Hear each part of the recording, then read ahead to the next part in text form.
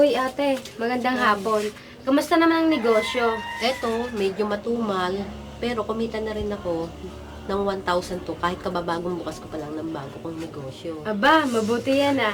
Hindi nga ako makapaniwala na makapagpatayo ka ng negosyo mula sa perang ibinigay ni Itay. Ikaw, magkano pa ang natitirang perang binigay sa'yo ni Itay? Itinago ko lang sa bahay. Ang problema, nakita ni Charles, pinambi ng sigarilyo, hindi man lamang nagpapaalam. Sayang naman ang pera. Pero, magkano pa ba ang natitirang pera sa'yo? Ipinambili ko na magandang tablecloth kasi may dumaang magandang tablecloth doon sa bahay. Bumili ako ng tablecloth. Maglagay ka kaya sa bank account. Naglagay nga ako ng 5,000 eh. Mabuti pa nga siguro maglagay na lang ako. Kasi 4,350 na lang nalalabi kong pera. O siya, paano ate? sige. Ako yung una na Oo, may may hahabulin pa ako. Ang gagawin pa Good nga luck ako na lang eh. sa tinda mo. Oo.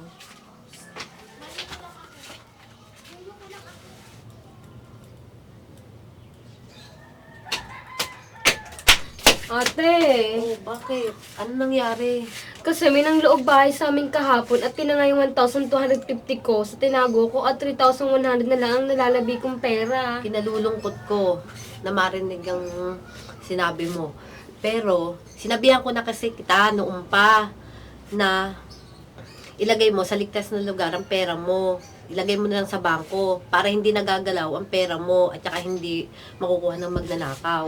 Pero ate, paano naman kung ang bangko naman nanakawan? Naalala mo ba, ilang buwan na ang nakakalipas na sana, na akala ko wala na ang pera ko.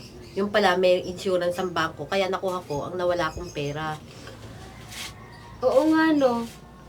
Dapat pala nakinig na ako sa'yo noon pa. Ano nang gagawin ko ngayon? Pumunta na kaya tayo ngayon sa bangko at yung natitira mong pera, ilagay mo sa bank account. At magdala ka na lang ng bill ng tubig at saka ID. Oo nga no. Pero, ano namang klaseng account ang kailangan ko? Ano mo ba yung pera mo? Gusto ko sana natin magpatayo ng sariling restaurant. Mag-ano na lang tayo. Magpunta tayo sa bangko at magbukas ka ng time deposit. Pagkatapos, i-ano mo yung wag mong gagalawin sa loob ng 1 taon. At yon ay pwede mong ikalateral. Oo nga no. Oo. Ang husay mo talaga, ate. O sige, samahan mo na lang ako mamaya. Mga anong oras ba? Mga 3 o'clock. Hintayin kita dun sa kanto. O sige, ate. Oo, ang husay mo talaga.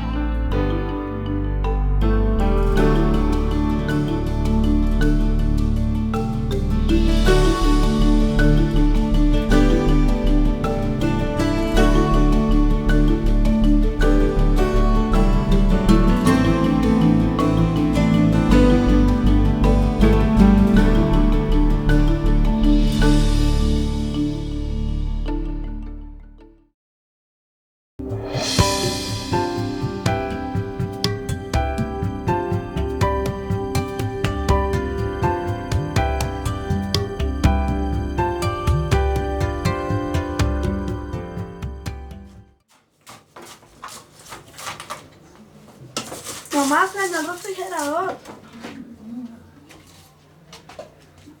Ahí llama a su papá. Papá.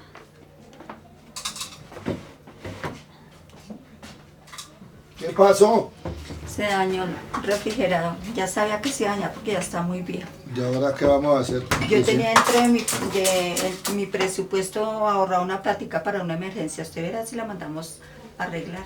Mami, nos toca pagar la cuota del préstamo que nos hicieron. Pues eso me parece muy bien, entonces ya sería más adelante. Pues va a tocar dejar para después el arreglo del refrigerador.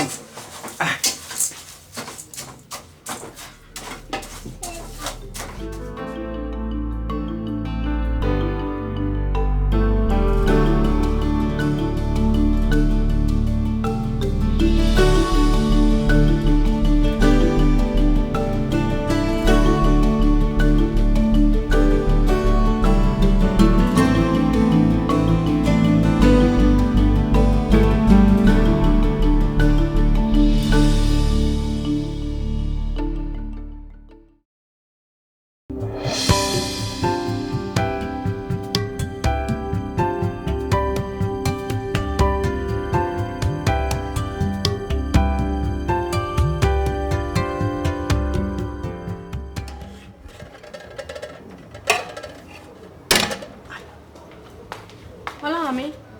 Hola, mija, ¿cómo le ha ido? Bien, mamá. ¿Sabes? Estuve en el almacén y vi una nevera 20% de descuento. Deberíamos comprarla. Pero, mija, tocaría hacer un préstamo. No, mami. ¿Sabes? Si tenemos la nevera aquí, me evito más tiempo ir a la tienda a comprar fruta fresca. Teniéndola acá, ya no es distinto. Ya puedo hacer más costuras y más plata. Pero tocaría entonces hacer un préstamo. ¿Y a dónde? Pues... ¿sabes? Estuve en el grupo de mis amigas y una amiga de ellas hizo un préstamo y compró una estufa. Cuando la encuentre, yo le digo. Ok. Ángela, te quería preguntar una cosa. ¿Cómo hiciste para sacar el préstamo para tu estufa?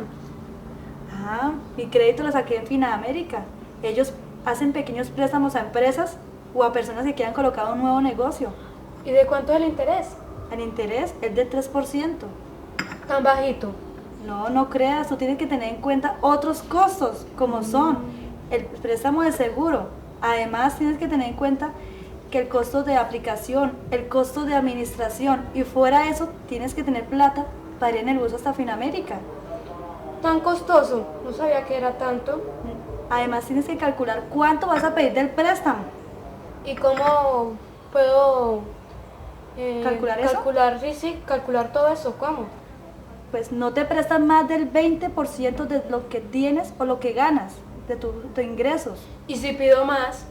No, porque te puedes atrasar en las cuotas, y no fuera eso, te pueden multar, te pueden sancionar y reportar a Datacrédito como deudor moroso, y no vas a poder volver a hacer otro crédito.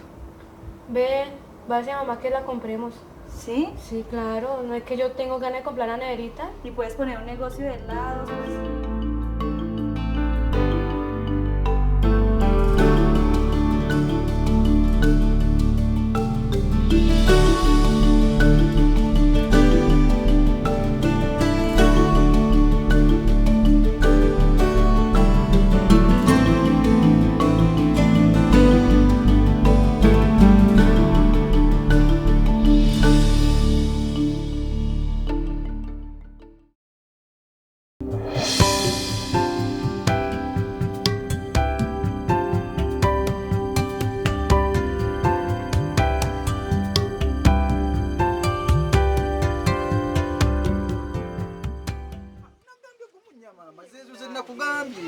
Ekale nyabo nawe jeba obuntu buno nabulese kamekako sebo kano kagumu kitundu sebo tosobola Kampala bane mama nsamba nange sisindika bamanya ebintu okubimpa era oba toyina kashi nkwegayiridde mu mirembe bambi tambula onviire kukwasa omutwalo gumu enkumi nnya mama zeezo ne magi kunyumiza ki Nisampulire baba. munne tonight tuli mu katale Baba kulekayo nnyo mu katale. nvuddeyo mu katale munne mpitiddeko mu dduuka lya mwami Nyanza bannange omwami yali yalese ebitengi banne ebiri ebitengi birungi byetaaga kwerabirako Omwami oyo mumanyi mukuleeta ebintu ebirungi akwata kisooka. Mumanyi aleeta ebintu ebirungi. Naye abadde taseera nnyo ssente nga mmeka. yangambye gumu kitundu naye nange wabula nalabye nga nseddemu naye ate nga bisinga biri eby'omutwalo Tebadde tasobola kusalirako nakwa ku ssente nsaamusaamu. ku ssente nga mmeka Omutwalo gumu 2,000. ssente zibwanaazigaana Baba ng'omuwa ogumu 3. Okimanyi baba ebintu by'ennaku zino byakulamuzaganya. Omutunzi afunemu nawe wagula ofunemu. naze bwanaazigaanira ddala Baba ezo bwazigaana ng'ogenda ewalala. N'Abaganda baalugera nti gye bazireegera si gye zivugira ng'ogenda ewalala. mwana wange ogampadde bagamba gakuweebwa munno nja kuyitayo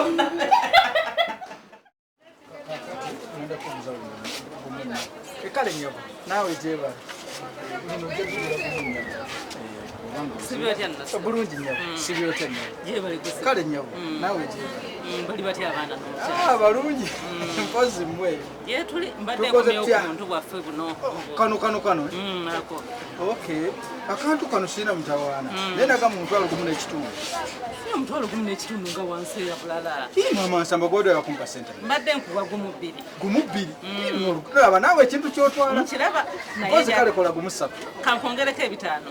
gumu bbiri 5 naye mama nsamba kale nga bwoli gwe kankuwa olugoye ogende kale sebo njagala neyanziza neyanziza okomewo ogire ogaye nsiwa nyanzi yagira nyanzi yanguza olugoye onondetera n'abalala andi era kati ngenda okukola mpakase nkuleetere bakasitoma nkomewungule n'olulala yebale nnyo bambi nawe weebale tuuka bulungi.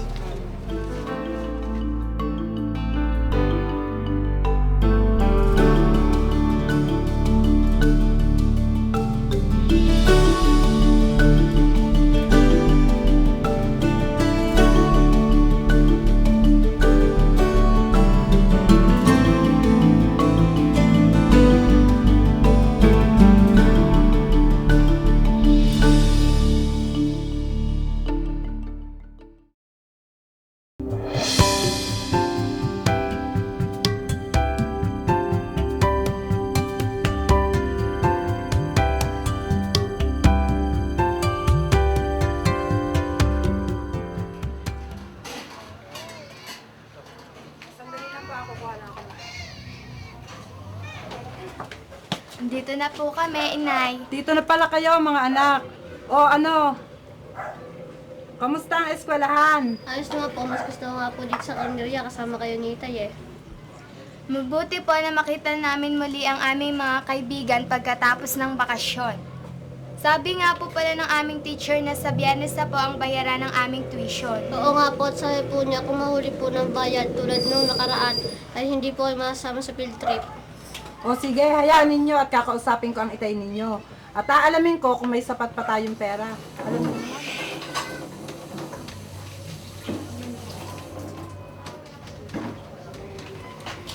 Ramon, nagsabi nga pala ang mga bata, kailangan na daw nating mabayaran ang tuition nila hanggang Biyernes. Dahil kung hindi daw tayo makakabayad ng maaga, baka hindi sila makasama sa field trip.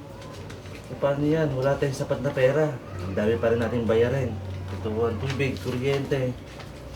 Kapag magbabayad nga lang ako sa ating karinderya, anong gagawin natin?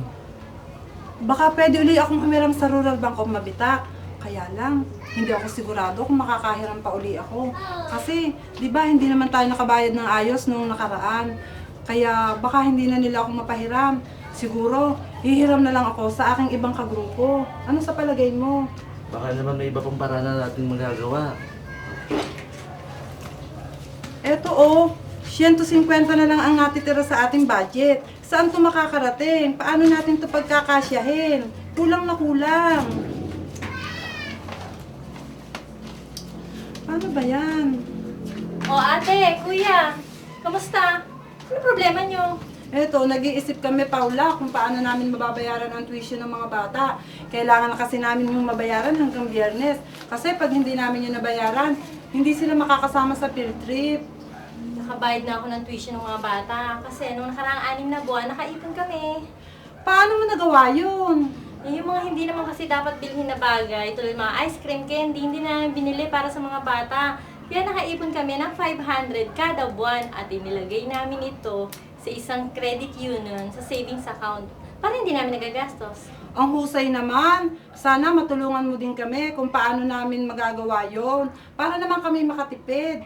Para may maipon din kami. Oo naman ate, gusto mo samahan pa kita. At least alam mo ng paraan kung paano magbukas ng savings account sa credit union. At malalaman mo din yung mga savings product nila kung anong meron sila. Naku, Paula! Salamat ha! Maraming salamat. Buti na lang dumating ka. Wala yan ate, okay lang yun. Ano? Kamusta mga bata? Ayos lang. Andun, naglalaro yung mga bata.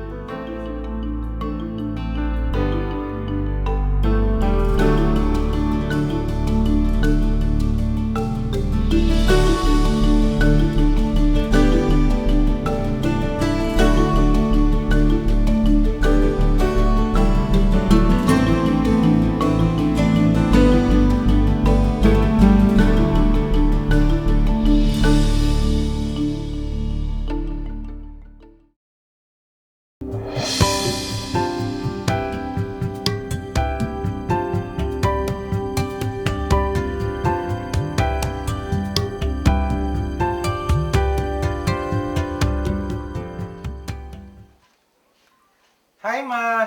Kamusta po kayo? Eto, mabuti naman. Kumusta ka na, hijo? Ay, okay lang naman po ako, nanay. You know what, mom? Summertime here in Washington is so hot. Pagod na pagod nga po ako eh. 6 na araw ba naman ako nagtrabaho ngayong linggo? Mag-iingat ka, baka kayo magkasakit sa sobrang pagod mo. Opo, nanay. Siya nga po pala. Nakuha niyo na po ba yung naipadala kong pera? Oo, nakuha ko na. Labis nga ako nag-alala nung makuha ko to eh. Ano po ba nangyari? Kasi nung madilim na nung lumabas ako ng Western Union, ngayon may mga batang sumusunod sa akin. Mabuti na lang may pulis na dumating. Ay, buti naman po eh naitawag niyo sa akin na maaga yan. O sige anak, magtatanong ako sa ating mga kapitbahay kung paano sila nakakatanggap ng pera galing sa abroad. Sige po, nanay. Tatawag na lang po uli ako sa susunod na linggo. Mag-iingat po kayo dyan, ha? I love you. Bye-bye. Bye-bye.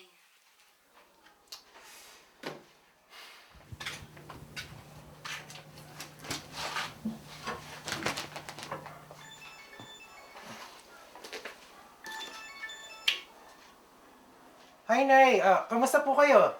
Mabuti naman ako, iho. May babalita nga pala ako sa iyo. Ano po yun, Nay? Nanggaling ako sa bahay ng tita mo. Pwede ka na daw magpadala ng pera sa credit union. Pwede din ako mag-open ng aking account. Mukhang mahusay po yung nanay. Iniisip ko na nga anak na mabuti yun. Pwede din akong mag-umpisa sa aking negosyo. So alam mo naman, gusto kong magkaroon ng sarili kong negosyo. Nay, hindi niyo naman po kailangang mag-ipon ng matibay. Lagi naman po ako nagpapadala ng extra sa inyo kada buwan. Oo, paano naman anak kung makaisip ka magsarili o magkaroon ka ng sarili mong pamilya dyan, hindi ka na makapagpadala ng pera dito sa akin. Tama po kayo dyan, Nay. Hindi po natin alam yung maaaring mangyari. Baka mawala din po yung trabaho ko. Hindi po magandang takbo ng ekonomiya dito ngayon sa Amerika. Oo, nabasa ko na nga yan sa dyaryo eh. Nabanggit sa akin ni Tia Maria mo na pwede akong mag-loan para pandagdag puhunan sa akin negosyo. Ang husay po pala niyan, no? Sige po, Nay, sa susunod na buwan ay magpapadala na ako sa credit union. Basta po ipaalam niyo sa akin ang account number niyo. O sige anak, mag-ingat ka. Sige po, Nay, tawag po ako sa susunod na linggo. Salamat po, bye-bye. Bye.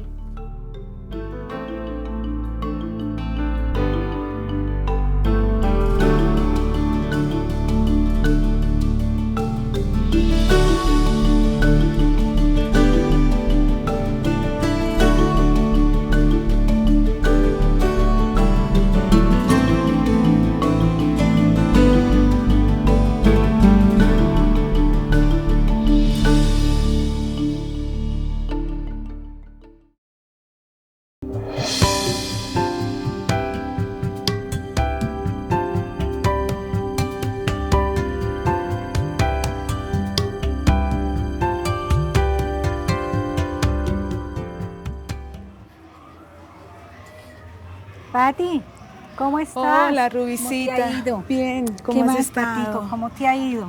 Pues ahí vamos, Ruby. Ha ¿Sí? sido difícil todos estos meses desde la muerte de mi marido. Son 4 meses ya, Ruby. Yo sé que es perder un ser querido, Patico. ¿Puedes creerlo que mi marido ya hace 1 año que falleció? Estoy sin clientes. Ven, te invito a un café. ¿Vamos?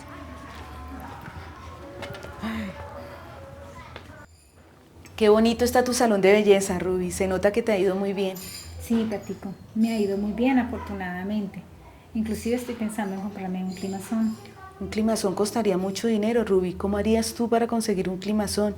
Si yo escasamente logro traer la comida de mis hijos semanalmente. Después de la muerte de Alex ha sido muy difícil mi situación, sin el ingreso que él traía mensualmente a la casa. No, mira, Patico, que Roberto afortunadamente me dejó un seguro de vida. ¿Un seguro de vida, Ruby? ¿Qué es un seguro de vida? Un seguro de vida, Pati, es una protección financiera. Eso lo pagaba Roberto y tenía unas cuotas mensuales de 100.000 pesos. Cuando él falleció nos dieron 10 millones de pesos a nosotros los familiares. Con ese dinero hemos pagado el colegio de los muchachos, me he sostenido yo también y parte de ese dinero también lo he invertido aquí en el local. Wow, Ruby, eso hubiera sido de gran ayuda para mí. Imagínate que cuando Alex falleció, tuve que pedirle ayuda a mis familiares y gastar mis ahorros para el funeral, para poder mantenernos un poco de tiempo. Como se acabó el dinero, tuve que pedir un crédito. Y todo iba bien hasta que me enfermé, Ruby. Y me alcancé en las cuotas. Ay, terrible, Pati, ¿cómo has hecho? ¿Recuerdas el refrigerador que tenía para mi venta de jugos, Ruby? Tuve que venderlo para pagar el préstamo del banco. Terrible, porque eso hace parte de tu negocio. Sí, Ruby, pero tuve que hacerlo. Es más, tuve que conseguir un trabajo de noche en una lavandería. Estoy tan cansada, Ruby, que no hago más sino pensar en dinero. Pati, lo siento, no sé qué hubiera hecho sin el seguro que me dejó Roberto. Mira que he trabajado día y noche y el negocio ha crecido. Deseo contratarme un asistente. ¿Qué te parece si tu hija mayor me colabora? Sería medio tiempo, no le podría pagar de mucho. Oye, Ruby, gracias. De verdad, un dinero extra que llegue a mi casa estaría bien. ¿Por qué no le dices que empiece mañana después de la escuela y que se quede de una vez? Gracias, Ruby.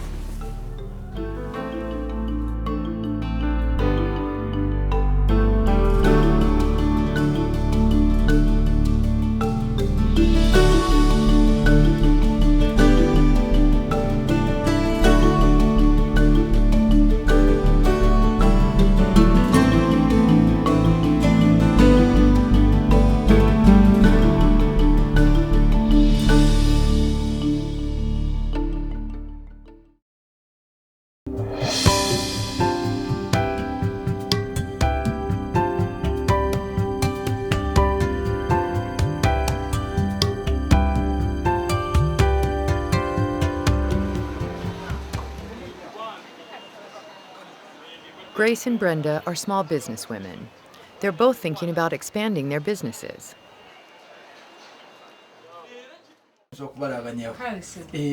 Musibe mutya leero bulungi bannyabo kwegamba bwe batunuliddeawo nendabanga mulabika mwali etaaze okwewola ama tulina loans nnyingi wano tulina eza bizinesi tulina eza housing tulina neza school fees mwali agadde looni kikaki bizinesi oli mutuufu kwega tulina product eno empya gye mbadde mbalaga ekyali mpya nnyo naye mpitirivu era twagitadde bakyala banna bizinesi nga mmwe ekirungi ekigirimu kale nti yo tukuwa ssente nnyingi ate ng'ozifuna mu kaseera katono ate ekirala mulimu akalulu oyinza okuwangulira emitwalo 2 yakakati mwabagenda okusooka tugenda kubawa ekyenjawulo era ndowooza mwali ambuyire mutafiira mukisa guno bannange kirungi nnyo mwekirabye munnange naye kati nze walisoose nonnyonnyolamu kati okunyonnyolamu oli mutuufu kale looni eno ekikulu ekigirimu titukuwa ssente okukobedda ku miliyoni 2 kati awusasulako emitwalo 7 okusooka wano okuyambako mu ntambuza y'emirimu nekyo kikola omulundi gumu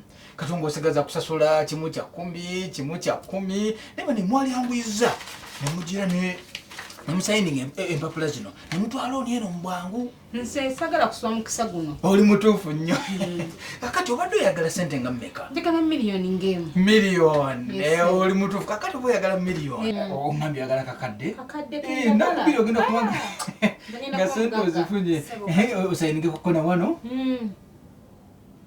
yakitambula bulungi kati nze nja kusooka nkirowoozeemukko basooka kirowooza mutawaana kakati wamamaliriza oyo muveeko oyi bagamba nti ataafuna esima yagira ki asuubula amagina ansuwa aligenda okujjukira 88 kiba kitegeeza looni njikubisizzaamu emirundi 2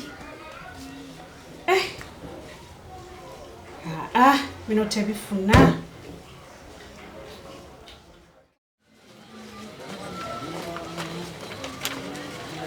saba okola ki ekyo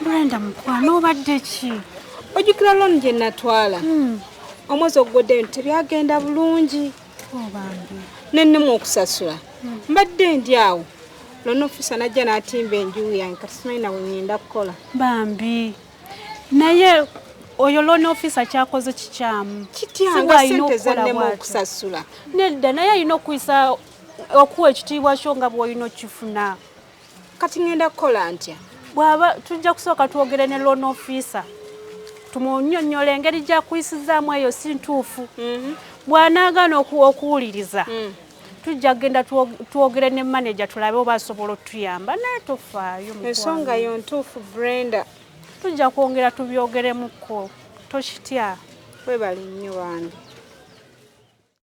Naye Brenda, wayogeddeko ne loan officer. Nagenzeyo munnange. Byagenze bitya? Okusooka nabadde ntidde. Naye nagenze okulaba ng'awuliriza. Ekyo kirungi. Nanneetondera engeri gye yampisaamu. Saakugamba? Nakugamba. Naŋŋamba tusobola okutuula ku mmeeza ne tuteesa engeri ki gye ŋŋenda okusasulamu. Ekyo kirungi.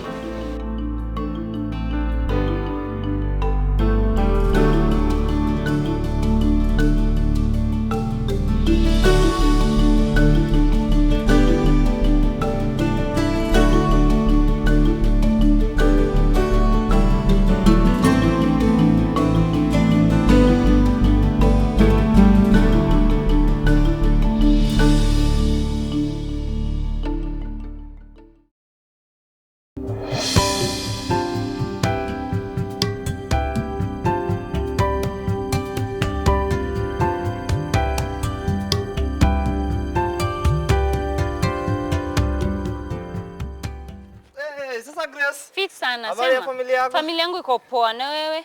Niko sawa kabisa. Na unaenda wapi? Niko enda zoezi, na wewe? Mimi nimetoka shule naenda home kuuliza advice.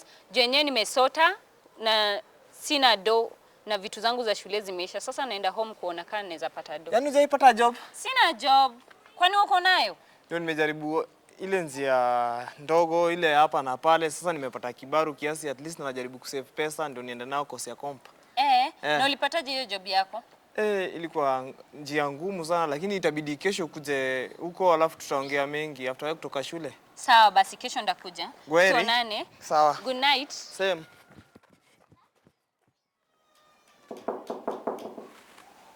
Hi, Grace, sasa? Fit sana. Sema Joseph. Karibu. Asante. Karibu kiti. Asante sana. Sawa. Ubaya. Nashukuru sana kwa wewe kunikaribisha leo nikuje kuongea na wewe. Haina ubaya.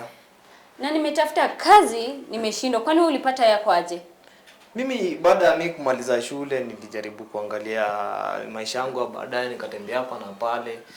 Nikaenda hata kwa youth, kwa vijana hivi nikajaribu kuwaulizia kazi. Hapo ndio vijana waliweza kunidirect. Na walikwambia nini? Waliniambia nitembee tao, niwe nikitembea kwa makampuni, nikiangalia zile kazi zenye wazee wanaweza kufanya. Pia mimi nipate skills za kufanya job yangu ndio nikaanza kufaulu.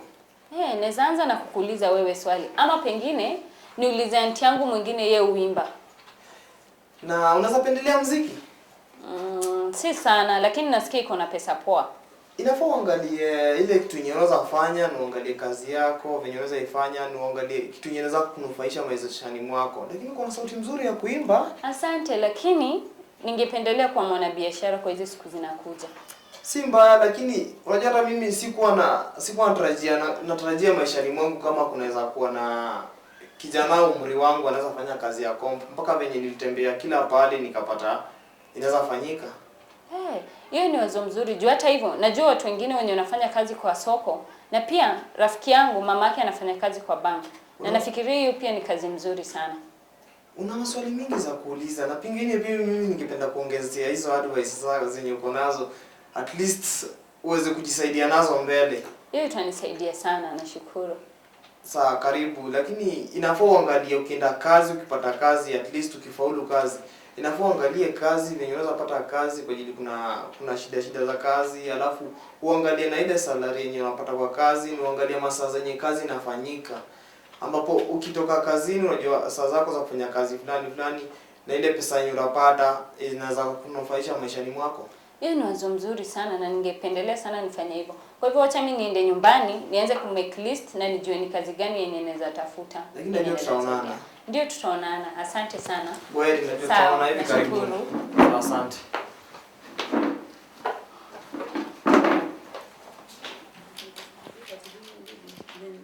Nitakwambia gari nataka. Sawa, so utanipigia simu mapema alafu ndio tukuconfirmie.